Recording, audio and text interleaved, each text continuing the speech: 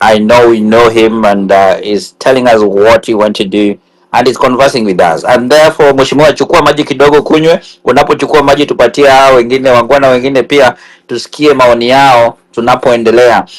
Na pia wale wanatusikiliza, you can write your questions down there so that we can read them. Abdi will respond, will read them, and mheshimiwa will respond on that. I want to, Abdi, can we give to Wanjiru, then Dr. Boni, Dr. Milton, then Dr. Boni, on that order?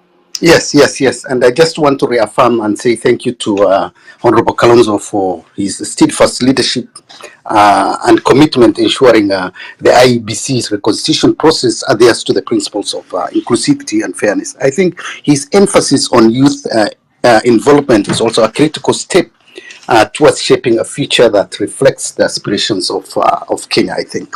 And also one thing I want also to echo is his unwavering belief in the rule of law as foundation of resolving our national challenges. Thank you again. Over to you, Hilary. Oh, thank you so much. Wanjiru, good evening. How are you doing today? Good evening. Yeah, I'm good. Thank you so much, Hilary, Abdi, Naito, and Kalonzo for actually coming for the space. I do have a question to Honorable Kalonzo. And please forgive me if it's personal, maybe raise your hand if it's personal. I want to ask because we have one guy in the member of parliament. His name is Farah Abdi Mohammed, and he's a member of Wiper Democratic Party. And in the past, we have heard him, saying words like, if I was the president, I would murder the Gen Zs. And, and today he actually called us Kumanina Zako, something like that in Swahili. The question is, do you have a way of, because you're the leader of Wiper Democratic Party, no, Wiper Democratic Movement, sorry for saying party. Do you have a way of actually disciplining him?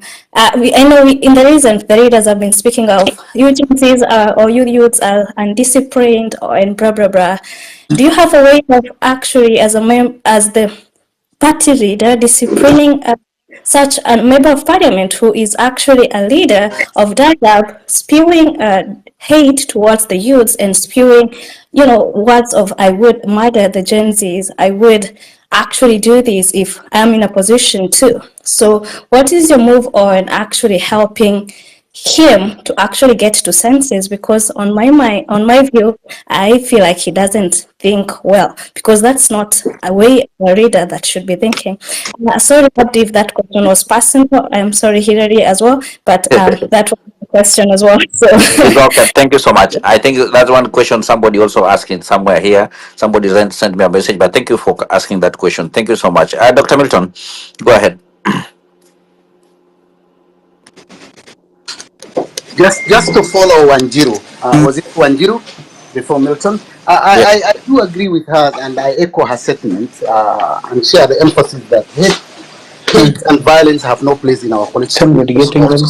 Can you hear me? Just to follow Wanjiru. We can hear you. We can hear Abdi. Okay, Dr. Milton, are you there? Abdi, you'll come in after Milton. Dr. Milton. Okay, Dr. Milton, I think you're still struggling with your mic and everything. Later, Boni.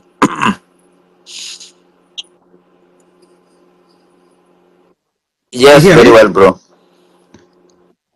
Absolutely. Thank you for the opportunity, and I want to thank Honorable Kalonzo Musyoka for the gracing this discussion. Let me start by introducing myself because I'm sure he doesn't know me. So my name is Boni Mwangi. Can you hear me? Yes.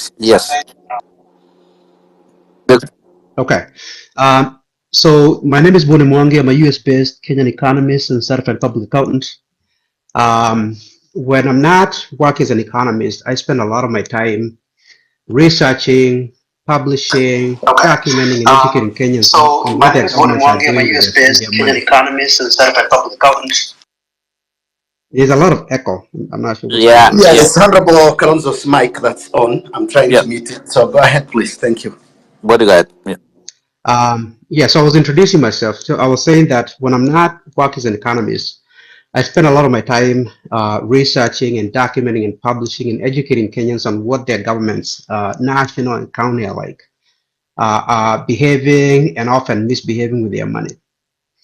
And in this capacity, I interact with Kenyans a great deal.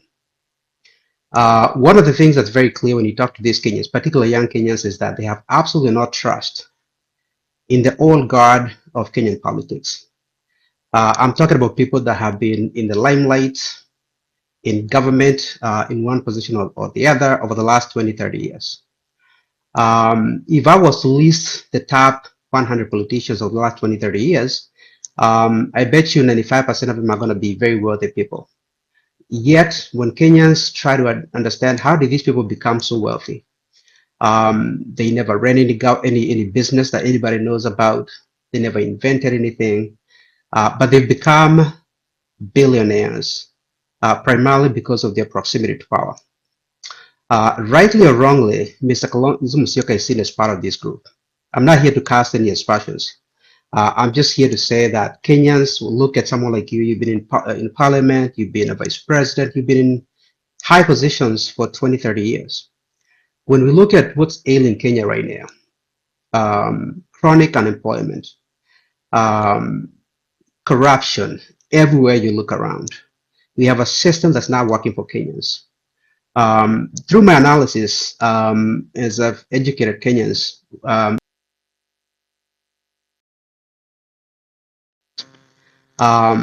politicians are eating up virtually everything Kenya has to offer, leaving everyone else trying to survive. And so Kenyans right now are talking about how do we get out of this situation? We find our situation, a country with so much that was taken up by our government over the last 10 years, and nothing to show for it. Kenyans are asking, who can we trust to take us from this situation?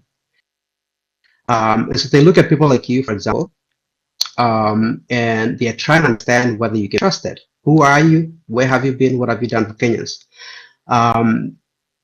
So my question to you, first of all, is why should Kenyans trust you? Why are you different than Ruto? Why are you different than Raila Odinga?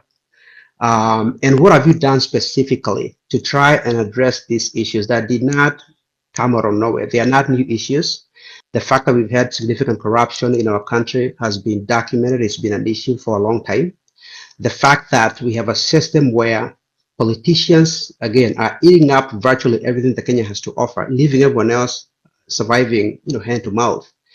What have you done to speak to some of these issues? And finally, on the questions of credibility and trust, there was a picture that was on social media not too long ago, where you had a press conference with, among other people, the former governor of Kiambu, Babayao, who is a known thief.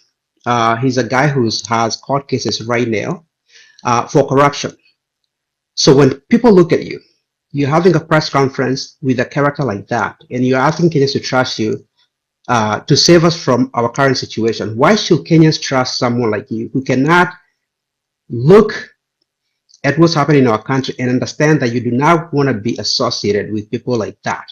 Criminals that have stolen from Kenyans, criminals that if they get an opportunity to be in government again will do nothing but steal again, like they've done in the past. Thank you.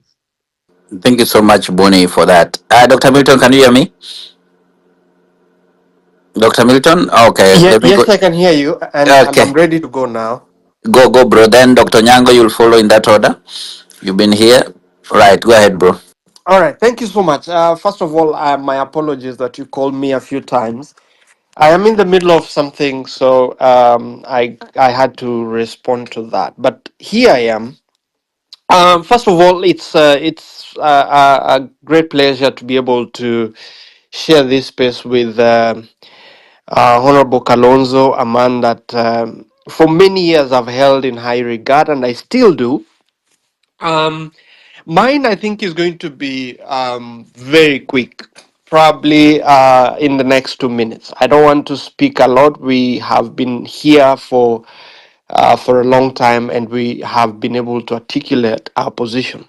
So, first thing is Honorable Kalonzo. You said that you've been in this political space since you were 31 years old.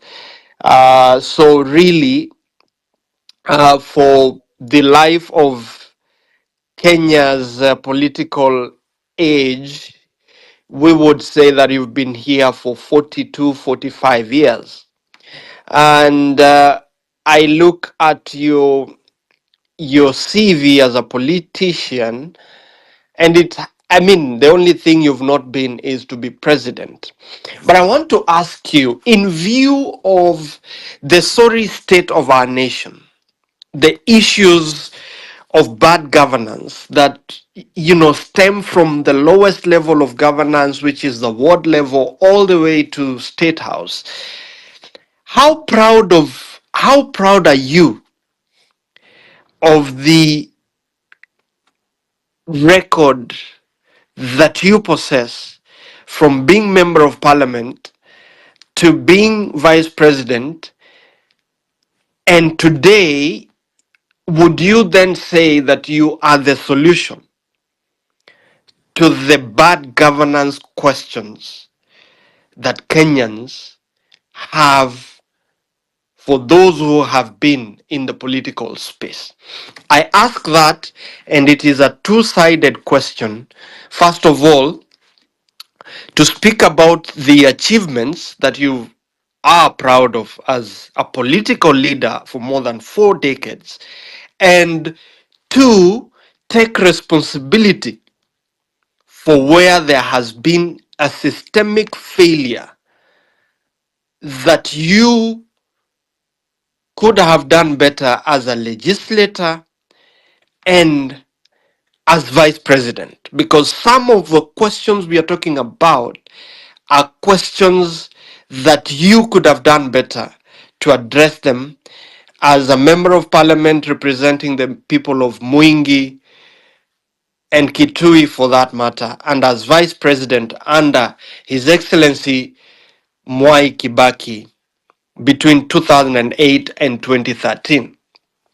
And an addendum to that question would do with your 10 years between 2013 and 2022, and 2 years on as leader of Wiper Party, where you have been principal of people at governor level, at MCA level, at legislative level in the National Assembly and the Senate, who have failed to do their job, who have, and I want to be very, very categorical, I don't want to miss my words on this, who bear blood in their hands because of the heinous acts of bad governance and corruption that has led to thousands of lives being lost while they were governors, while they were MCAs, while they have been senators, while they have been members of the National Assembly. Because I do believe that the breakdown in political accountability over the 2013 period to date is genocide, is economic genocide that is unacceptable. And I carry along and associate myself with the sentiments that my colleague Boni has expressed, that you can actually speak with Babayao and he can claim to be your disciple. How do you reconcile that association? So how do you take responsibility, and how do you express pride in your political record for over 4 decades? My second question would be, Honorable Kalonzo, when we talk about bad governance under the William Ruto administration, and I've listened to you say that Azimio still remains intact, I am extremely disappointed to hear so much conflict in your statement that Honorable Raila Odinga, Honorable Junet, and others are more Ruto than Ruto himself, but you can actually say that Azimio is still intact and still represents the interests of the Kenyan people. When the Kenyans themselves have been categorical that they have nothing, they don't want anything to do with William Ruto and his regime and the scions that are being born out of his marriage and convenient relationship with Honorable Raila Odinga that has extended the lifeline of William Ruto. If Raila did not get into this marriage with William Ruto, there is genuine, legitimate expectations that William Ruto would not be president and that we will not be talking about a William Ruto presidency going into 2027. And here is my reason why I say that. There is, as a lawyer and senior counsel, you know very well, and we all know, that political offices under the current constitutional framework have no security of tenure. The people have the power to send home political office holders at a time when they feel they do not represent their interests. The question then becomes, why would we be talking about waiting for 2027 to have elections when it looks as bleak as it looks? And you co-chaired NATCO, and you rightly said that your report is gathering dust somewhere. How then do you want Kenyans to trust you and trust what you say, that you're actually the alternative? You are actually the face of the transformative leadership that the Gen Zs are clamoring for. And I hope I'm clear enough, but I would want to hear you speak and respond to the accusation that is out there of doublespeak by the political elite, of whom you are a part, and then Milton, try be to able land, to please. bring Thank you. Kenyans to believe that you actually represent the transformation point that the Kenyan citizens find themselves in. I hope I am clear enough. I shoot straight, and I would want to hear your thoughts on that.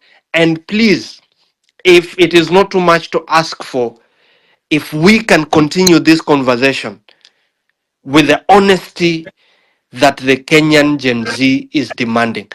On the issue of abductions, you've made yourself very clear. Dr. Milton, I don't need Dr. Milton, to I think you need to land. I don't need to Dr. Milton, you belabor need to that land. point. But if you could speak to my questions with clarity of thought and as honestly as you can be. Thank you. Thank you, Dr. Milton. I think for the panel of speakers, let's be a bit brief and let's utilize 3 minutes to get on. I think I'll just capture whatever I had. It's very quick. There is Wanjiru, and this has been coming back to the chat about the sentiments made by Honorable Farah Maalim, and I agree with her. Hate and violence have deep, lasting impacts beyond political lines. It's essential for all of us, leaders and citizens, to be mindful of our words and action, and we focus on unity, not division, that prioritizes peaceful, constructive dialogue. I think Bonnie and Dr. Milton also have touched on an important issue, which is about the political baggage, past actions, trust issues that must be addressed transparently to build confidence. Having said that, over to you, Honorable Neto, and then we can go on the order. Thank you.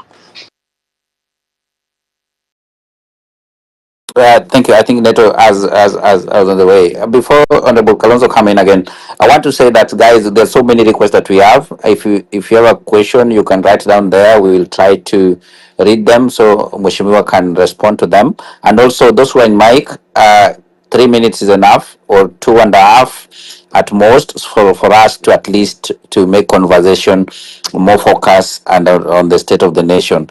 Justina Wamai, I see you, and I want to welcome Dr. Duncan, then Justina Wamai. I see Nonini down there. I see Wavinya Ndeti, Mheshimiwa from Machakos County. Thank you so much for joining. And many leaders who are on the platform, thank you so much for joining. You can chime in the conversation. Cornelius Rono, I see you there. Thank you so much for joining, and everybody else. We welcome you on board, and we are here with Honorable Kalonzo Musyoka. Duncan, go ahead then. Justina Wamai.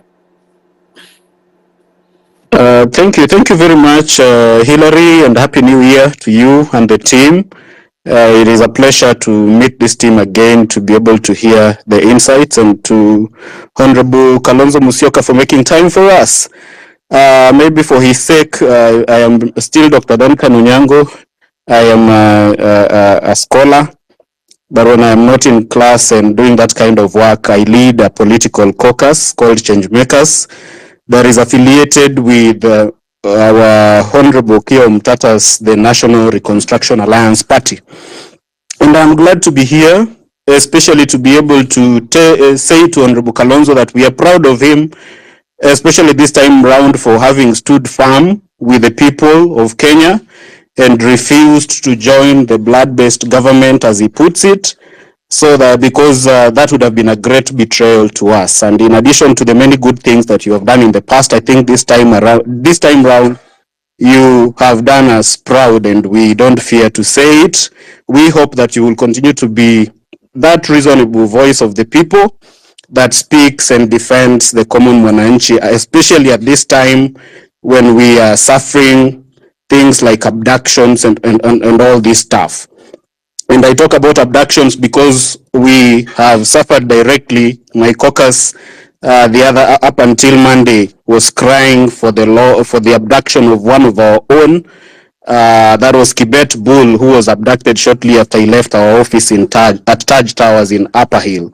So we thank Kalonzo for standing firm for us. The question I would like to put to him still has to do with the trust issues. And based on where we are now as a country, we are literally at the brink of collapse as a country. Corruption is eating us to the core, and no system is working for us. All systems are failing, from education to health and all these things. And at this moment in time, there is a culture that we have seemed to build. When Kibaki comes to power in 2002, there was a lot of hope that he was going to help us to be able to deal with the historical injustices that had been committed by the previous regime for 24 years. But shortly after, I think he had a silent handshake with Moi and decided that Mzee should retire in peace. And we see it coming again when Uhuru comes to power and he has a handshake with, so this culture of handshakes, how are we going to bring people to account for the atrocities and the injustices they committed while in office, if every successive president that comes to power is going to have a handshake, whether it is a public one or a soft one, with the previous regime? Right now we are talking about abductions and we are condemning William Ruto. How can we trust you, Honorable Kalonzo Musyoka, that if you come to power in 2027, you are not going to perpetuate the culture of handshake that blinds us to all the atrocities and the injustices that these people have committed while they were in power, so that we can be able to bring them to book? Your colleague, your principal, Raila Odinga, stood firm with us, and for a long time, we thought that this was the only voice that speaks for the people.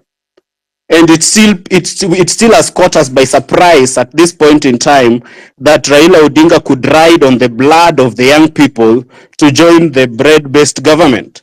So how can we trust you, Honorable Kalonzo Musyoka, that you can be able to break this trust and then be able to turn around this country? You've indicated that you will be on the ballot. And I want to say that, yes, we need people on the ballot, but we don't just need people who are going to be the ballot until the end. We need a transformational leader who is going to pick us up from the pits where we are and be able to turn around a leader who is going to stand and say no to corruption, a leader who is going to say no to state capture. So what are you going to, what can you do differently? How can we trust you as young people of this country that when we, that you can be able to pick us up from where we are and take us to where we ought to be as a country? Or are we going to work so hard, like the people of Zimbabwe worked so hard to remove the Mzee Mugabe from power, only to be able to end up with someone that they are now regretting? So I think it behooves you as a leader to be able to stand at this point in time and outline to us, convince us, talk to these young people. I've gone around the country talking to people. One time when I was just here in Kajiado, some people told me, one Mzee approached us and told us, we don't want Kalonzo, we don't want Raila, we don't want Ruto.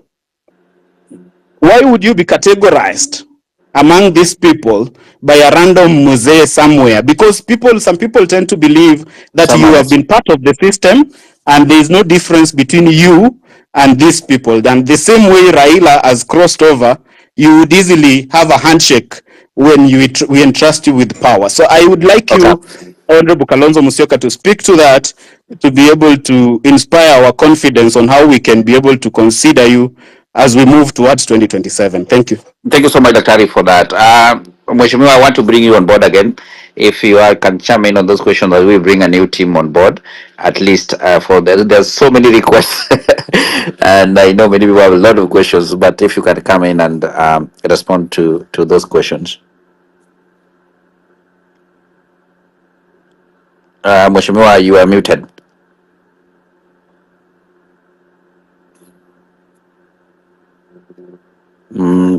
Abdi, can you hear me? Neto, can you hear me? Respond Yes. to those questions. You confusing. Yeah, Honorable Kalonzo is on. Okay. Mheshimiwa, go ahead. You can hear me now? Yes, I can hear you. Yeah, my microphone is on now. Can you hear me? Yes, very well. It was very good that time. Hello. Yeah, I can hear you, Mheshimiwa. Okay, you can hear me? You are on. Yes, Lovely. you're on. Well, I really must thank Wanjiru in the first instance, Dr. Milton, Bwana Mwangi, a good economist there, and Dr. Milton Nyakundi, and Dr. Duncan Onyango. Really very refreshing listening to these fellow citizens. First of all, a very quick one on Wanjiru. What Farah Maalim said today, additional to what he had said before, when he said he would kill young Kenyans for exercising their constitutional right to demonstrate, to picket in accordance with Article 37 of our Constitution. What he has gone on to say today is alarming, and I'm just wondering whether Mheshimiwa Farah is out of his mind. You can't abuse Kenyans na kushikanisha na mama. Ni mambo ya ajabu hearing something like it. So I condemn it in the strongest terms possible. And since he was saying this in the presence of President William Ruto, and Ruto did not even hold him and tell him, hey, Mheshimiwa, even if you want to support me, this is not the way to do it. So clearly, we had as a party, because unfortunately in our books, Honorable Farah Maalim appears as a deputy party leader. I can assure you, before the end of this year, we'll have had our national convention of the party, and I can assure you there is no way Mheshimiwa Farah Maalim can get a single vote from the party that I'm honored to lead as a party leader. In the meantime, we've referred the matter to the party's disciplinary committee, and I'm sure it is handling that. But after today's outrageous utterances, I would advise him to resign from the party. He doesn't have to wait to be thrown out.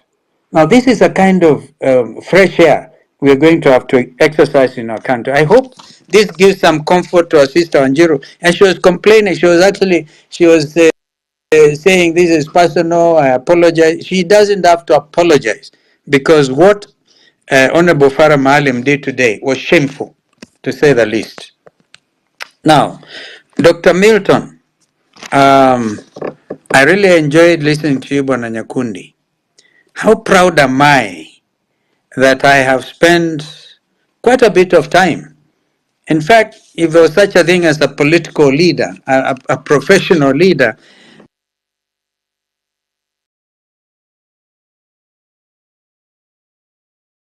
Dr. Milton, I've seen it all. I've seen leadership from every angle. I've listened even when I was deputy speaker. People forget the one time I was for a full period of 5 years, I was deputy speaker in the National Assembly. And I listened to Kenyan leaders, from people like Martin Shikuku, the People's Watchman, and to other people. People like Adings Kodek. I didn't find Kodek in parliament. But there were people who were serious leaders. People like Matiba, for example. Matiba was a rich man, but he didn't hide it. He didn't hide it. He elaborated clearly how he made his wealth, because you not expect that also leaders are not supposed to grow their wealth portfolios. But there are others like Robert Ouko, a professional minister for foreign affairs, after whom I actually learned so much. I mean, after whom I came into office.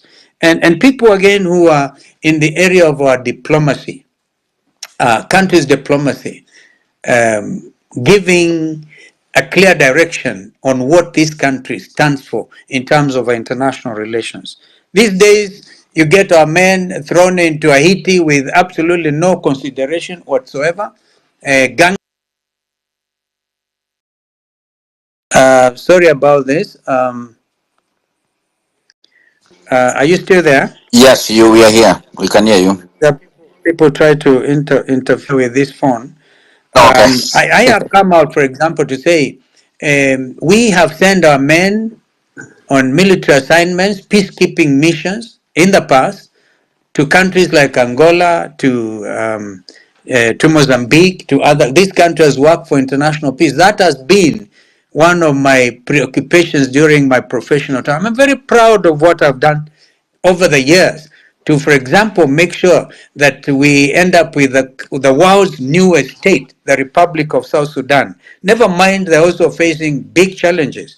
But this took a serious intervention as a foreign minister. And of course, also working in the region with Somalia. I've even tried to help our people in Burundi, and more recently, in fact, in the DRC, helping President Kabila and Felix Tshisekedi to form a coalition government. The continent of Africa is really bedeviled with a lot of political challenges. But then, as a person, I think I've honestly played my role in the ministries that I was given to lead. And even as vice president, now, Kenyans may not remember, for example, that as Minister for Education, I actually outlawed corporal punishment in our schools, in keeping with what the world, of course, has come to look at children's rights and what have you. But sometimes you have this thing about collective responsibility, the doctrine of collective responsibility. And when that happens, then you end up with a breakdown in terms of political responsibility. I'm addressing you, Dr. Nyakundi, because you're saying, can I take responsibility for some of those failures? Indeed, when a country goes wrong, and we end up losing people in tribal clashes and others, you feel it. But you cannot run away because you're not running the country alone. Yeah? And that you cannot even, I think others think, the double speak by the political elite. Some of us over the years have come to be who we are. And I want you to trust me that you will never hear going forward or at all a situation where I can be compromised. I've never been compromised. And therefore, really, Duncan Onyango, Daktari, I'm happy that you are able to see, to make sure that we bring sanity in our country and to stop these very unfortunate abductions. Kibet Bull is safely now home, and even Senator Okia Omtata, who is your political colleague, we will appreciate that. I had to go down there to the police cells and to assure him that you're not going to allow him to suffer injustice. That's why we're able to get him out with a mere 1,000 shillings bond. We are determined to make the difference. Don't worry about the culture of handshake. You know, this is very troubling because I can understand you, Onyango Duncan, when you say an old Masai man told you we cannot elect Raila or Ruto or Kalonzo. Of course, obviously, I've been Raila's running mate for 10 political years, and I think that's why they associate. It's a case of guilty by association. But the time has come to stand in solidarity with the Kenyan people so that Kenyans are able to see the real Kalonzo Musyoka, not one who is seen from the lens of Raila or Ruto or Moi or other people. Therefore, I want to assure you that you can trust me. They say that the proof of the pudding is actually in the eating. Now, a few things have been asked about Babayao. I gather you, Bwana Mwangi, famous economist, correct me if I'm wrong, but I think you tried to run for Governor Kiambu. Listening to Babayao, because there's a principle also in law, because we cannot really, if we are going to be to imbue in our citizens the ethos about constitutionalism, we must also accept the law of natural justice, which says that no person can be condemned unheard, and everybody is seen to be innocent until they are proven guilty. If you listen to Babayao, he'll tell you actually the reason he was impeached as Governor Kiambu was because he was supporting William Ruto. And the other guys on the other side didn't seem to like that. Now, if there are cases that are pending in court, what I can do, I can assure you, if Babayao is found guilty of corruption, believe you me, he will not find in me a very good colleague. Because then at that point they'll tell him, Babayao, this is the law, this is it. You made the appeal, and therefore, nobody is able to listen to you. But as of now, give him the benefit of the doubt. Let him be able to explain himself to the Kenyan people. Therefore, do not say that if he's seen in a political press conference, then Kalonzo becomes also guilty by association. I want to assure you, my friends, that the time has come to redeem our country. Real time. And the real leaders must now stand up. From the Gen Zs to the millennials to even the older people like Kalonzo Musyoka, who are determined to hand over this country to the younger people as a country we can be proud of. Right now, it's a country in shambles. And we'll be calling out everybody, calling out William Ruto and his administration, calling them out. We will not, one of the criticisms has been, oh, you people in opposition say so much, but you do not offer any solutions. Were we not able to offer a solution when we said no to the Andani takeover of the Jomo Kenyatta International Airport? That was a very loud no, and we demonstrated it by going to court. As senior counsel, I want to tell you, I will not hesitate taking positions, even some of the briefs pro bono, like I did, of course, for Kia Mutata and friends there, pro bono, to be able to get the right and the progressive forces coming out to stand and be counted at a very critical time, at such a time as this. We would not want this country to collapse. We will do our best. But of course, I also agree, and I think Raila himself said it, if he did not come to the rescue of William Ruto, we would be having a different situation. But that is for Raila himself to deal with if you're able to catch up with him. So stop there and assure all these colleagues, and I know the others who are concerned, but to be honest with you, the utterance by Farah Maalim deserves absolute condemnation by all of us who love this country.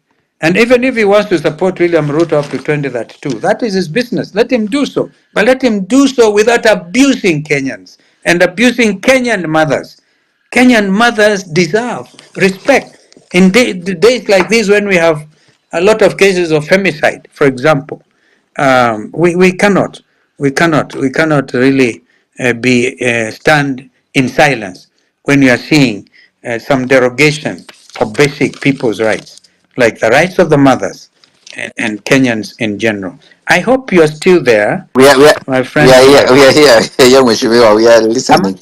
I'm actually getting worked up Okay. because, Yes. and as I said, it's very refreshing to listen to Dr. Duncan Onyango, Dr. Nyakundi. Nyakundi started by saying he wanted only 2 minutes. I think he addressed us for about 10, but that's okay. I learned a lot. I learned a lot. But I also want to say one thing, Yes. that when I ran for election in 2007, I was the only presidential candidate who declared my wealth. And I'm still very open. I'm very open about these things. But I'm also a professional.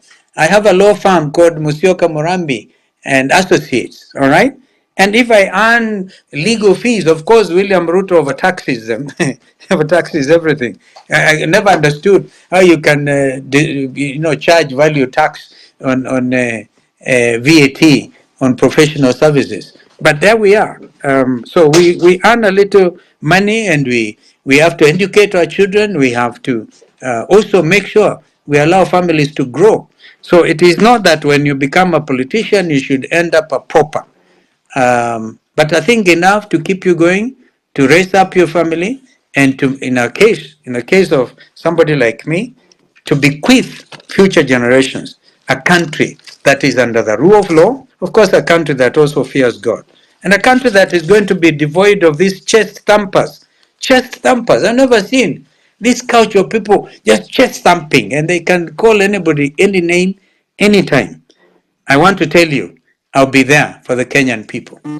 Thank you so much, Mheshimiwa. Thank you. I don't know how many minutes do you have because I want to give ladies now. I see ladies coming on platform. I don't know how many minutes you want to add us before